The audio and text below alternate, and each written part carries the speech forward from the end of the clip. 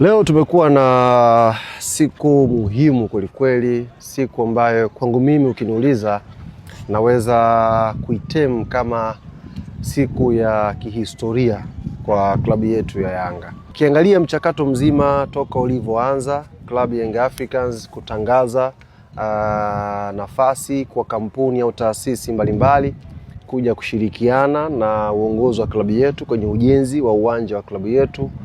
Ule mchakato ukaenda vizuri, kampuni zikaomba na baadaye GSM Tanzania Limited akapatikana kuwa mshindi ambaye amekidhi vigezo vyote ambavyo viongozi waliviweka. Leo tumekutana sasa kwenye kikao ambacho ni kikao cha mwisho. Kikao cha mwisho kati ya uongozi wa Yanga na mshindi wa tenda ya kujenga uwanja kwa maana ya GSM Tanzania. Kikao cha mwisho kwa sababu ndio kikao cha makubaliano.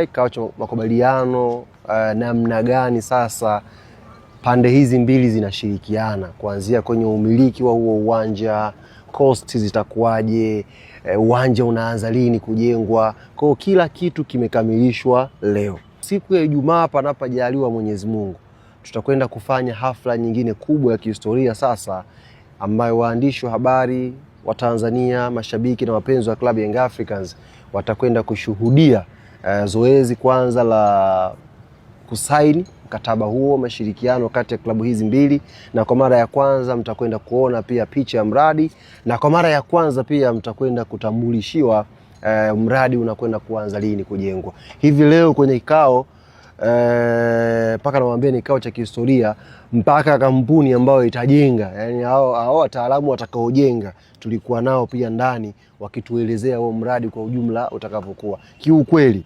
kuzunguka kwangu Afrika, sababu nimetembea kidogo alhamdulillah, ukiondoa ule uwanja wa taifa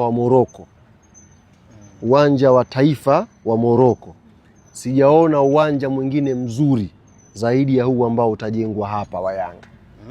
Ukiondoa ule uwanja wa Morocco wa taifa ule ambao mliuona mpigwa finali pale, sijaona uwanja mwingine mzuri kama huu ambao Yanga wanakwenda kuujenga hapa makao makuu ya klabu. Mimi niwaombe tu wana Yanga sasa hivi, tuombe kwa Mwenyezi Mungu atujalie uhai na afya ziwe njema. Hii tukio la kihistoria tulishuhudie, yani tuone kwa macho yetu uwanja wetu na tuingie.